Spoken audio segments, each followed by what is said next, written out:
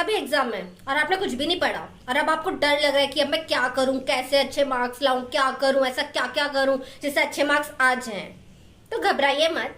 ये पूरी की पूरी वीडियो सिर्फ आप ही के लिए बनी है। अगर आप जानना चाहते हैं कि ऐसे कौन कौन से ट्रिक्स हैं जिन्हें लगा के आप अब भी 85% 90% तक मार्क्स लाना चाहते हैं और लेके आएंगे just by seeing this video, follow all these tricks and I guarantee you are gonna get good marks. So without ado, let's get into the video. पूरी वीडियो जरूर देखिएगा, ठीक है। तो सबसे पहले आपको अपने माइंड को अच्छे से बता देना है कि भले ही आप एक दिन पढ़ो, पूरी साल पढ़ो, जो आप एग्जाम में लिखे आते हो वो मैटर करता है, ठीक है। वही आपके लिए गेम चेंजिंग होता है, ठीक है। आपका एग्जामिनर जो आपका एग्जाम पेपर चेक करने वाला है उसे नहीं पता है आपने पूरी साल पढ़ा है, एक दिन पहले पढ़ा है, एक महीने पहले पढ़ा है। उसको सिर्फ आपका पेपर देख के आपको मार्क्स देने हैं, राइट। तो अब आपको सबसे पहले अपने आप को यही बताना है कि मैं आखिरी दिन में भी काया पलट कर सकता हूँ, कर सकती हूँ, मैं करके रहूंगी। अब मेरे को 8 10 12 14 जितने घंटे पढ़ने हैं मैं पढ़ूंगी, लेकिन जो भी मेरे डिजायर्ड मार्क्स हैं वो मैं लेके आऊंगी। तो सबसे पहले आप अपने माइंड को ये चीज समझाइए और डरिए मत। अगर आप डरेंगे और आपको लगेगा कि यार अब तो कुछ नहीं हो सकता, मेरा पेपर डूब रहा ही डूबना है, अब तो मैंने कुछ भी नहीं पढ़ा, क्या ही होएगा, ऐसा वैसा, मैं फेल हो जाऊंगी, ऐसे नेगेटिव थॉट्स फिलहाल मत लाइए। क्योंकि ऐसा सब आने से आप डिस्ट्रैक्ट हो जाएंगे अपने गोल से कि आपको अच्छे मार्क्स लाने और आप ये सब चीजों में चले जाएंगे और फिर आपको और ज्यादा डर लगेगा, तो आपका एग्जाम ऑब्वियसली अच्छा नहीं जाएगा, राइट। तो अब आपको अपने माइंड को पहले ही बता देना कि कोई बात नहीं, नहीं पढ़ पाया मैं अब तक, लेकिन अब पढ़ूंगा, एक दिन है मेरे पास, इसको भी मैं यूटिलाइज करके अच्छे मार्क्स लाऊंगा। तो आपको ये चीज पहले अपने सबसे पहले माइंड को बतानी है, ठीक है।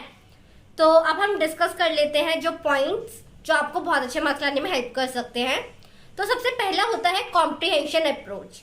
तो अगर आप किसी भी एक चैप्टर को देखेंगे ना, तो आप देखेंगे कि वो कैसे शुरू होता है। एक इंट्रोडक्शन के साथ शुरू होता है, फिर आपको थोड़े थियोरम्स के साथ उस चीज को एक्सप्लेन करने की कोशिश की जाती है एग्जाम्पल्स के साथ, फिर आता है आपका मेन कॉन्सेप्ट, फिर मेन कॉन्सेप्ट के बाद आपको वही सेम इंट्रोडक्शन वाली चीज को घुमा फिर आके दोबारा बता दी जाती है, फिर आपको ऐसे ही कंक्लूड कर दिया जाता है। समवेयर डाउन आपका एक चैप्टर कुछ ऐसा ही दिखता है।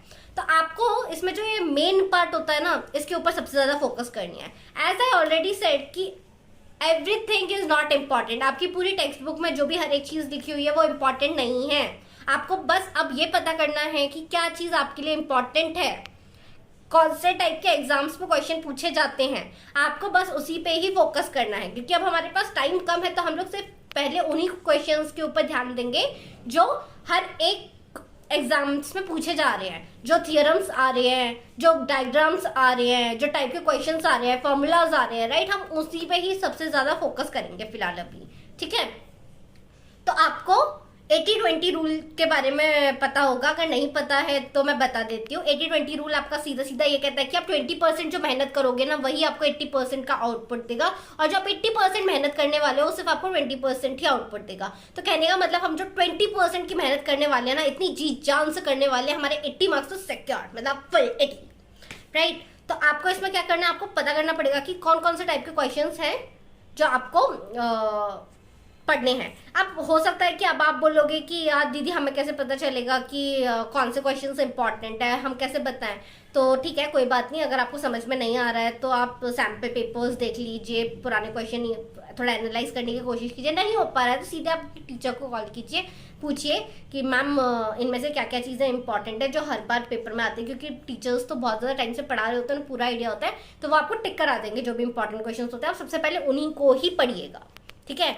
आप एक बार उन सब चीज़ों को पढ़ लेंगे तो आप कॉन्फिडेंट हो जाएंगे कि आपके एटलीस्ट 80% मार्क्स तो सिक्योर्ड है। तब आपका ना बूस्ट हो जाता है कॉन्फिडेंस, तो आप और अच्छा परफॉर्म कर सकते हो। नेक्स्ट आता है, आप जब भी पढ़ाई कर रहे हो तो वीडियो प्लस नोट्स। कहने का मतलब आप जो भी वीडियो देख रहे हैं ना, वन शॉट वीडियो देखना। ऐसा नहीं है कि 4-5 घंटे की वीडियो देखे ही जा रहे हो।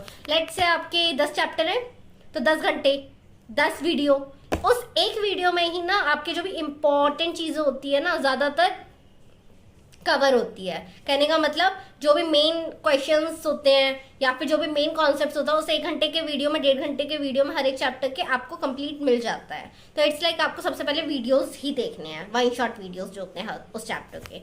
नेक्स्ट होते हैं नोट्स। अब नोट्स क्या होते हैं ना, आपको नोट्स तो आपने बनाए होंगे थोड़े बहुत, या फिर आपको मिल जाएंगे पीडीएफ इजीली नोट्स के, कोई दिक्कत वाली बात नहीं है। पर आप जब वीडियो देख रहे हो ना कुछ उसके साथ लिखते रहिए जो भी वो बोल रहे हैं। तो क्या होता है ना, आपका लिखने का और आपके माइंड का एक अलग ही फ्लो रहता है। आप जो भी लिखते हो आपके माइंड में डायरेक्टली रजिस्टर हो जाता है। तो आप जैसे लिखते रहेंगे ना तो आपका कॉन्फिडेंस बिल्ड होता रहेगा। ऐसे ही करते करते आप देखेंगे कि आपके ना जो भी इंपॉर्टेंट टॉपिक्स थे सारे के सारे कवर कर लिए हैं by using all this methods. ठीक है।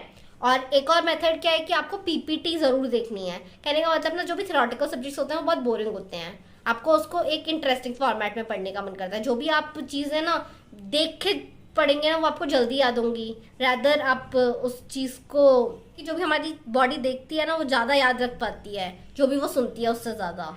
ठीक है। तो इसीलिए कहा जाता है कि अगर आप पीपीटी फॉर्मेट में कोई भी चीज़ को विजुअलाइज करके पढ़ने की कोशिश करेंगे तो आपका लिए और ज़्यादा बेनिफिट होगा। तो अगर आप ये सब चीज़ें फिलहाल अभी करेंगे तो आई एम प्रीटी श्योर कि आपके बहुत अच्छे मार्क्स आ जाएंगे। ठीक है। बस यही है कि सबसे पहले आपका माइंडसेट ठीक होना चाहिए। आपको बोल देना अपने आप को कि मैं अच्छे मार्क्स अब भी ला सकती हूँ, वो वाला कॉन्फिडेंस बिल्डअप होना बहुत ज़रूरी है। और आप कोई भी चीज़ ना प्रेजेंट कैसे करके आ रहे हैं ना, सबसे ज़्यादा नंबर तो उसी बात के मिलते हैं। मान लो आपको पूरा A to Z कॉन्सेप्ट पता है लेकिन आपको लिखना ही नहीं आता उस चीज़ को पेपर में, क्या फ़ायदा? आपके मार्क्स तो तब भी नहीं आएंगे ना। तो आप किसी भी चीज़ को कैसे प्रेजेंट करके आ रहे हो सबसे ज़्यादा मैटर करता है। ठीक है। लेट्स से एक 5 नंबर का क्वेश्चन है, आप उसके फ्लो डायग्राम्स बनाइए। जैसे टाइप्स वाले क्वेश्चंस आते हैं तो एक अच्छे से डायग्राम बनाइए, है ना। तो आपको डायग्राम फॉर्मेट में समझाना पड़ेगा। तो ऐसे करेंगे ना तो टीचर को लगेगा कि हाँ इस बच्चे को ये वाली चीज़ें समझ में आ चुकी है। फिर साथ ही में आपको अपना पेपर को बहुत नीटली प्रेजेंट करने की कोशिश करनी चाहिए, हर चीज़ हाईलाइट कर देनी चाहिए। In this way I am pretty sure you are gonna get real good marks. So if you like this video, do like, subscribe and comment down your thoughts about this video. Thank you so much for watching it. And I hope you get good marks too.